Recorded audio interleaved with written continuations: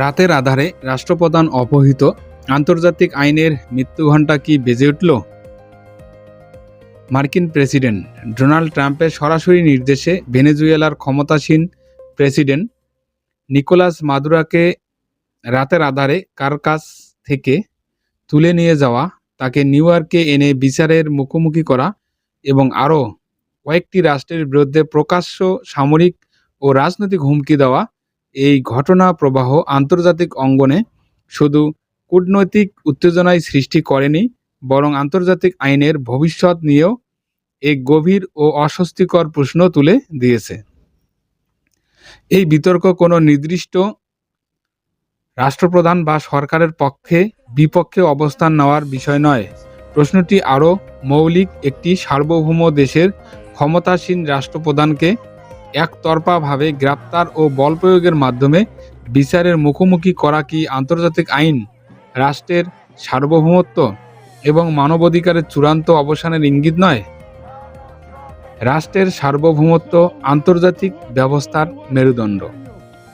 জাতিসংঘ সনদের 2-4 নং অনুচ্ছেদে স্পষ্টভাবে বলা আছে, কোনো রাষ্ট্র অন্য রাষ্ট্রের ভৌগোলিক অখণ্ডতা বা রাজনৈতিক স্বাধীনতার বিরুদ্ধে বল প্রয়োগ বা হস্তক্ষেপ করতে পারে না।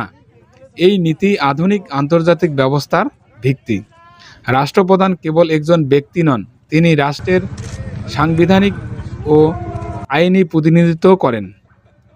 ফলে আন্তর্জাতিক অনুমোদন ছাড়া কোনো বিদেশি শক্তি যদি তাকে লক্ষ্য করে অভিযান চালায় বা গ্রেপ্তার করে, তা কার্যত পুরো রাষ্ট্রের সার্বভৌমত্বের উপর সরাসরি আঘাত।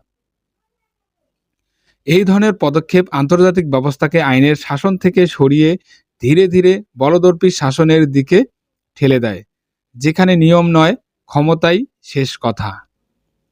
ভৌগোলিক সীমার বাইরে আইন প্রয়োগ।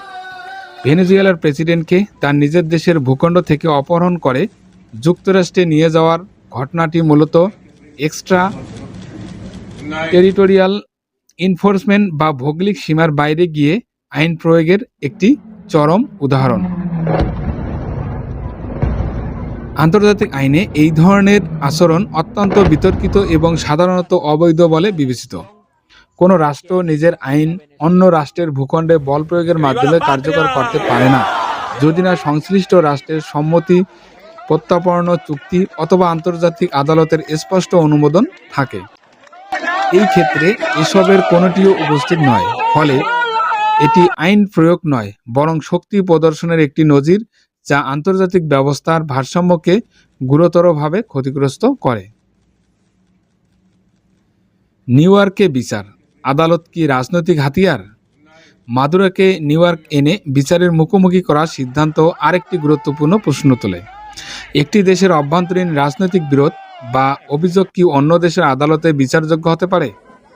আন্তর্জাতিক আইনের দৃষ্টিতে উত্তর স্পষ্ট। কোনো রাষ্ট্রের অভ্যন্তরীণ বিষয়ে অন্য রাষ্ট্রের ফৌজদারি আদালতের এখতিয়ার নেই, যদি না আন্তর্জাতিক অপরাধ আদালত ICC বা জাতিসংঘের অনুমোদিত কোনো ট্রাইব্যুনাল সে এখতিয়ারে দেয়। নিউ ইয়র্কে বিচার মানে যুক্তরাষ্ট্র নিজেকে একই সঙ্গে অভিযোগকারী, গ্রেপ্তারকারী এবং বিচারক হিসেবে দাঁড় করানো। এটি ন্যায় বিচারের ধারণার সঙ্গে সাংঘর্ষিক এবং আদালতকে একটি রাজনৈতিক হাতিয়ারে পরিণত করার ঝুঁকি তৈরি করে। রাষ্ট্রপ্রধানের দায়মুক্তি উপেক্ষিত এক প্রতিষ্ঠিত নীতি। আন্তর্জাতিক প্রথাগত আইনে ক্ষমতাসীন রাষ্ট্রপ্রধানরা ভোগ করেন ব্যক্তিগত ইমিউনিটি বা ইমিউনিটি রেশনস পারসন। এর অর্থ খুব পরিষ্কার, অভিযোগ যতই গুরুত্ব হোক না কেন, অন্য কোনো দেশের আদালত বা আইনশৃঙ্খলা বাহিনী তাদের গ্রেপ্তার করতে পারে না। এই নীতির একমাত্র স্বীকৃত ব্যতিক্রম হলো আন্তর্জাতিক অপরাধ আদালত বা ICC অথবা জাতিসংঘ অনুমোদিত কোনো আন্তর্জাতিক ট্রাইব্যুনাল। একক রাষ্ট্র নিজেকে বিচারক, জুরি ও কার্যনির্বাহী শক্তি হিসাবে প্রতিষ্ঠা করতে পারে না। এটাই আন্তর্জাতিক আইনের মূল দর্শন। 2002 সালের অ্যারেস্ট ওয়ারেন্ট মামলায় আন্তর্জাতিক বিচার আদালত ICJ এই ইমিউনিটির বিষয়টি স্পষ্টভাবে ব্যক্ত করেছিলেন। মানবাধিকার ও ন্যায় বিচারের প্রশ্ন। মানবাধিকার সর্বজনীন ঘোষণা এবং আন্তর্জাতিক নাগরিক ও রাজনৈতিক অধিকার সনদ অনুযায়ী আইন প্রক্রিয়া ছাড়া কাউকে আটক করা যায় না। আত্মপক্ষ সমর্থনের অধিকার নিশ্চিত করতে হয়। রাজনৈতিক উদ্দেশ্যে গ্রেপ্তার মানবাধিকার লঙ্ঘনের শামিল। এই অধিকার রাষ্ট্রপ্রধান ও সাধারণ নাগরিক সবার জন্য সমানভাবে প্রযোজ্য। আইনের শাসন মানে পছন্দের মানুষের জন্য এক আইন এবং অপছন্দের জন্য আরেক আইন নয়। বৈধ নন যুক্তি আইনের বাইরে রাজনৈতিক দাবি। অনেক সময় বলা হয় সংশ্লিষ্ট প্রেসিডেন্ট বৈধতাভাবে নির্বাচিত নন, তাই তাকে রাষ্ট্রপ্রধান হিসেবে গণ্য করা যায় না। কিন্তু আন্তর্জাতিক আইনে কোনো রাষ্ট্র একতরফাভাবে অন্য দেশের সরকারকে অবৈধ ঘোষণা করে তার বিরুদ্ধে আইনি বা সামরিক ব্যবস্থা নিতে পারে না। সরকার বা রাষ্ট্রপ্রধানের বৈধতা নির্ধারণ করে সংশ্লিষ্ট দেশের জনগণ অথবা আন্তর্জাতিকভাবে স্বীকৃত বহুপাক্ষিক কাঠামো। একক রাষ্ট্রের রাজনৈতিক অবস্থান কখনোই আন্তর্জাতিক আইনের বিকল্প হতে পারে না। বিপজ্জনক নজির এবং বৈশ্বিক বার্তা। আজ যদি রাতের আধারে অভিযান চালিয়ে একতরফা গ্রেপ্তারকে বৈধ বলে প্রতিষ্ঠা করা হয়, তবে প্রশ্ন ওঠে আজ ভেনেজুয়েলা, কাল কে? এই নজির বিশেষভাবে ছোট ও দুর্বল রাষ্ট্রগুলির জন্য ভীতিকর। এতে আন্তর্জাতিক আইন আর সুরক্ষা কবচ থাকে না, বরং শক্তিধর রাষ্ট্রগুলোর হাতে একটি রাজনৈতিক অস্ত্রে পরিণত হয়।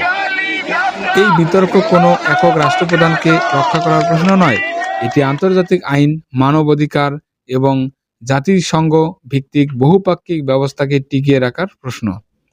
বিশ্ব আজ একটি সন্ধিক্ষণে দাঁড়িয়ে আছে। আন্তর্জাতিক ব্যবস্থা কি আইনের মাধ্যমে পরিচালিত হবে নাকি শক্তি দ্বারা? যদি আইন সত্যিই সর্বজনীন হয়, তবে তা শক্তিশালীর জন্য এক রকম আর দুর্বলদের জন্য আরেক রকম হতে পারে না। Please subscribe my channel. আমার ভিডিও দেখার জন্য তোমাদের সবাইকে অসংখ্য ধন্যবাদ।